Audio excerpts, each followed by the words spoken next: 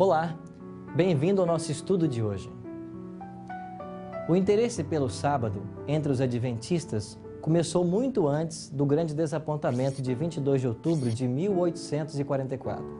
Um jovem escocês, estudante das profecias, chamado J.A. Beggs, foi o primeiro a introduzir esse assunto. Mas o conhecimento a respeito do sábado, herdado pela Igreja Adventista do Sétimo Dia, veio dos batistas do Sétimo Dia.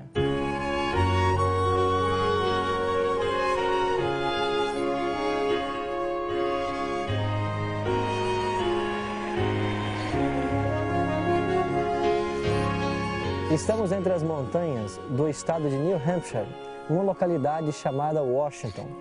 Esse local é importante para a história da Igreja Adventista do Sétimo Dia, porque aqui o primeiro grupo de milleritas conheceu a respeito do sábado. Pastor, como foi essa história?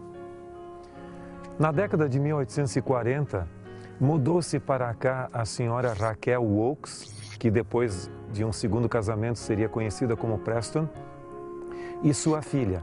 A filha foi escolhida como professora aqui e, portanto, eles fixaram residência nesse local.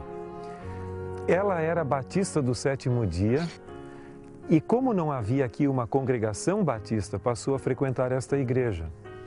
E certa ocasião ocorreu um incidente muito interessante aqui e nós vamos à própria igreja onde esse incidente ocorreu.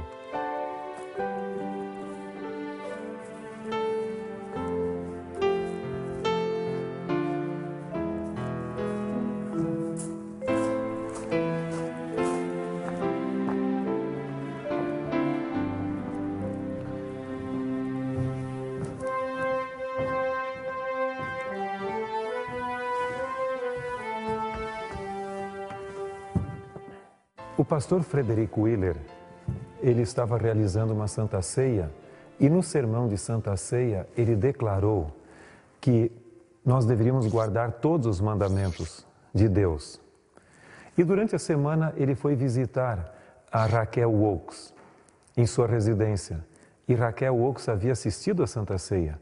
E ela falou para o pastor: pastor, por ocasião do seu sermão de Santa Ceia, eu quase me coloquei em pé no meio da congregação. Ele disse: pastor, cubra a mesa onde estão os emblemas, suspenda a cerimônia até que você mesmo seja um observador dos mandamentos que você nos pediu para observar.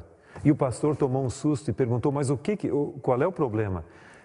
E ela lhe disse: você não observa o quarto mandamento que ordena observar o sábado. E naquela terapia de choque, ele caiu em si e passou a observar o sábado. Nesta congregação aqui, outras pessoas foram influenciadas a fazer o mesmo, entre elas Cyrus Farnsworth, seu irmão e familiares. E essa se tornou a primeira congregação de milleritas observadores do sábado.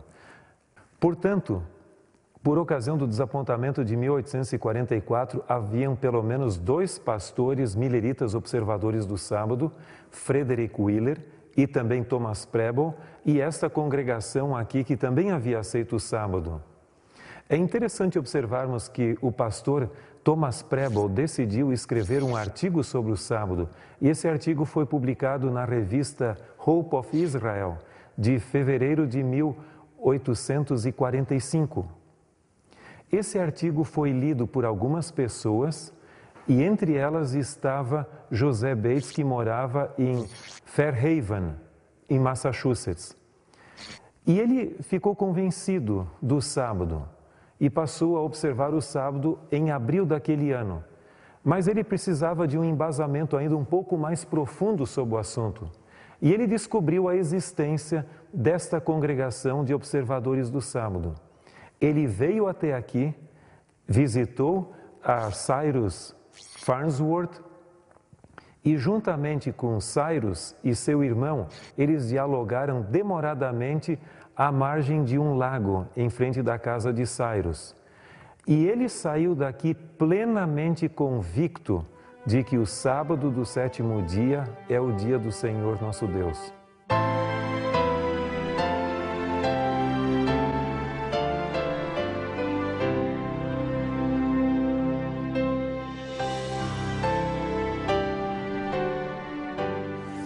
Retornando de Washington, New Hampshire, José Bates chegou a esta ponte que separa as cidades de New Bedford e Fairhaven, aqui no estado de Massachusetts. E sobre essa ponte ele encontrou um antigo amigo seu que lhe perguntou: quais são as novas, capitão Bates? E José Bates respondeu: as novas são que o sábado é o 7º dia do Senhor nosso Deus. E foi aqui sobre essa antiga ponte que ele fez já o seu primeiro converso do sábado. E retornando daqui para a sua casa próxima, ele escreveu vários panfletos e artigos sobre o sábado.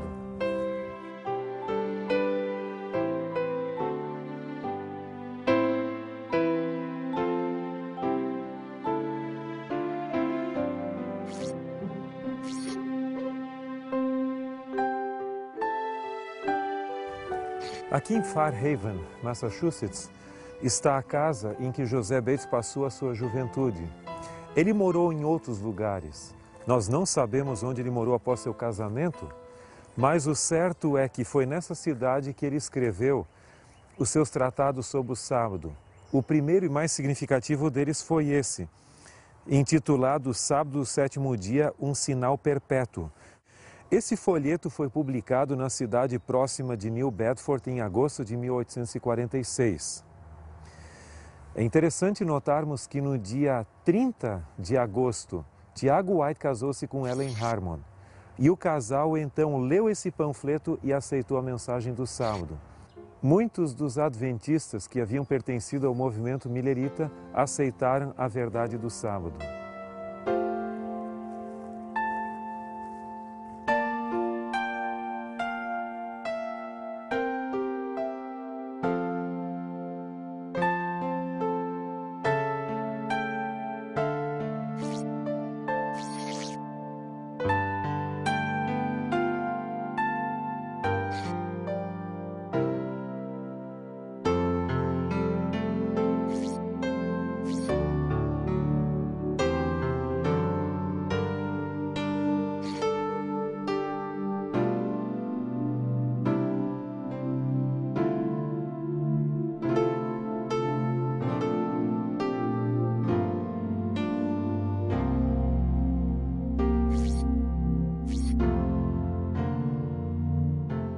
Pastor Tim, como o senhor responderia à pergunta de que o sábado foi instituído apenas para os judeus e não para outras nações? Por que os adventistas, ainda hoje, em pleno século XXI, observam o sábado como um dia santo? Os judeus ou israelitas surgiram posteriormente na história do mundo, e isso foi basicamente como filhos de Jacó. Mas o sábado foi instituído na criação. Se você der uma olhadinha em Gênesis capítulo 2, verso 1 a 3, nos diz: assim, pois, foram acabados os céus, a terra e todo o seu exército. E havendo Deus terminado no dia 7º a sua obra que fizera, descansou nesse dia de toda a sua obra que tinha feito. E abençoou Deus o dia 7º e o santificou, porque nele descansou de toda a obra que como Criador fizera. Algumas pessoas dizem que esse texto fala do descanso de Deus e não do descanso humano. É certo que Deus descansou, mas um dos maiores teólogos do século XX, Karl Barth, diz que seria irônico até Deus descansar e as suas criaturas trabalharem nesse dia. Mas o texto não fala só do descanso. Diz que Deus abençoou e santificou o dia. Quando Deus abençoa algo, Ele transforma num canal de bênção. Não para si mesmo, mas para suas criaturas. E quando Ele o santifica, Ele também o faz para benefício de suas criaturas, ou seja, separado para uso sagrado. Se o texto dissesse apenas Deus descansou, nós poderíamos ter dúvidas, mas o texto diz que Ele também abençoou e santificou esse dia. Isso significa a instituição do sábado na criação. Consequentemente, não existiam nem judeus nessa época. Isso significa que o sábado foi instituído para toda a humanidade. Em Êxodo capítulo 20, versos 8 a 11, nós temos a confirmação de que porque Deus descansou no 7º dia, os seres humanos também devem observar esse dia. E se olharmos em Hebreus capítulo 4, nós vamos ver que o texto diz que assim como Deus descansou das suas obras nesse dia, importa que nós entremos no mesmo descanso. No Novo Testamento, nós vamos observar que Cristo e os apóstolos, eles guardavam o sábado. Em nenhum lugar nos ditos de Jesus ocorre qualquer alusão ao domingo. Se Jesus viesse transferir a observância do sábado para o domingo, nós teríamos que esperar pelo menos uma alusão de Cristo a essa palavra, mas ele nem a proferiu, pelo menos no que aparece nos evangelhos. Além disso, Paulo diz, diante do julgamento do tribunal no qual ele se encontrava, que ele não havia cometido nenhum pecado contra a lei dos judeus, nem contra César. Ele nunca poderia ter dito isso se ele houvesse abandonado uma instituição tão sagrada quanto o sábado era para os judeus. Samuel Bacchiocchi, na sua tese doutoral do sábado para o domingo, defendida na Pontifícia Universidade Gregoriana de Roma, comprova que a mudança do sábado para o domingo não ocorreu em Jerusalém, sob virtude de autoridade apostólica, mas cerca de 100 anos após a morte dos apóstolos em Roma. Portanto, não é uma instituição bíblica. Alguns alegam que porque Jesus ressuscitou no domingo, esse se tornou o dia santo do cristianismo, mas em nenhum lugar a Bíblia diz que esse foi o caso. E um outro ponto é que no Apocalipse, nós vamos ver que o povo remanescente dos últimos dias se caracterizaria pela observância dos mandamentos de Deus e a fé de Jesus. Portanto, nessa expressão nós temos uma evidência clara de que o povo dos últimos dias seria chamado a retornar à observância desse dia tão significativo que é o sábado, antes da segunda vinda de Cristo. Agora, pastor, quais são os benefícios práticos para nós que vivemos no século XXI a observância desse dia como um dia santo? A revista National Geographic trouxe recentemente um artigo dizendo que os adventistas possuíam uma longevidade maior do que os demais americanos da Califórnia devido à observância do sábado. Nós não fomos feitos para trabalhar tanto quanto estamos trabalhando. Um ser humano hoje exige-se dele, como disse alguém, 3 vezes mais do que no passado. Se nós não tivéssemos um ciclo de trabalho e descanso natural, talvez nós entraríamos em dificuldades de saúde física e mental bem antes do que deveríamos. Mas é certo que alguns poderiam dizer, mas eu posso então guardar outro dia. Só que aí entra uma questão de obediência à vontade de Deus. Deus, em sua vontade soberana, disse que não era um dia em 7, mas o 7º dia é o sábado do Senhor teu Deus. Isso traz benefícios para a nossa saúde física, para a nossa saúde mental e um dia especial de comunhão com Deus. Como eu escrevi uma vez num artigo, eu chamo o sábado de um santuário de Deus no templo.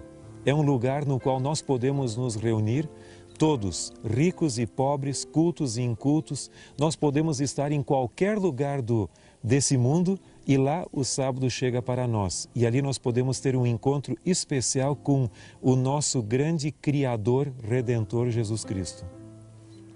Sem dúvida que o sábado é uma bênção especial na vida de todos aqueles que o observam.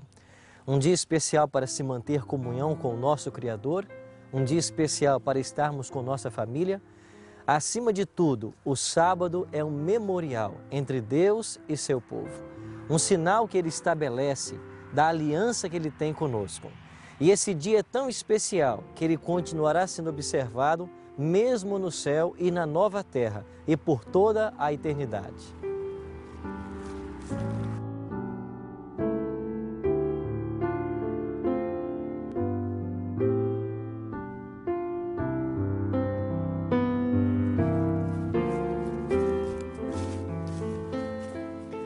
Nós estamos aqui no cemitério de Monterey, Michigan. Em 1872 faleceu José Bates, o pioneiro guardador do sábado entre o movimento adventista. Nós também somos observadores do sábado. Desfrutamos desse privilégio de Deus na nossa vida. E queremos convidar você, que está nos assistindo nesse exato momento, a tomar a decisão, uma decisão séria de observar o sábado como um santo dia de Deus. O sábado foi criado para que nós nos relacionássemos com Deus. É uma bênção toda especial que nós temos. Não deveria você tomar hoje a decisão de observar esse dia como a palavra de Deus nos pede? Não deveria você hoje procurar observar toda a lei de Deus, inclusive o quarto mandamento, que requer a observância do sábado? Deus tem uma bênção especial para dar a você. E eu queria desafiar você a tomar hoje a decisão de santificar o sábado como o dia do Senhor. E, por certo, Deus o abençoará e lhe dará forças nessa decisão que você está tomando. Havendo compreendido que Deus criou o santo sábado para toda a família humana, para que tivéssemos um dia especial de comunhão com Ele, um dia para descanso físico e espiritual, um dia para estarmos reunidos em família, como prova de meu amor a Jesus e por Jesus, decido guardar o santo sábado de todo o meu coração. Se esta é a sua decisão, ore comigo agora. Grande e eterno Deus que habita nos altos céus, louvamos ao Teu nome, porque Tu és o nosso Criador, o nosso Redentor e o nosso Mantenedor. Obrigado pelo santo dia de sábado que destes a todos nós, que possamos encontrar nesse dia o descanso espiritual e físico que tanto precisamos, que aproveitemos estas horas sagradas para o convívio em família e como igreja, e dessa forma nos preparemos para a Tua breve volta. Te oramos em nome de Jesus. Amém. Na qualidade de primeiro teólogo adventista, José Bates foi aquele que unificou a doutrina da volta de Cristo, do santuário e do sábado, dentro de um esboço do grande conflito registrado nos capítulos 11 a 14 de Apocalipse. A partir desse momento, os sabatistas começaram a se ver não apenas como continuidade do movimento milerita, mas como uma igreja profética, detentora de uma mensagem profética contida em Apocalipse 14. A mensagem do terceiro anjo passaria a ser a mensagem que eles deveriam pregar a toda língua, tribo e nação. Mas para que isso acontecesse, havia necessidade de uma igreja organizada. E isso só seria possível quando Deus dirigiu o movimento de tal forma que o Evangelho atingisse outras terras além-mar. Este, precisamente, será o tema do nosso próximo encontro. Até lá!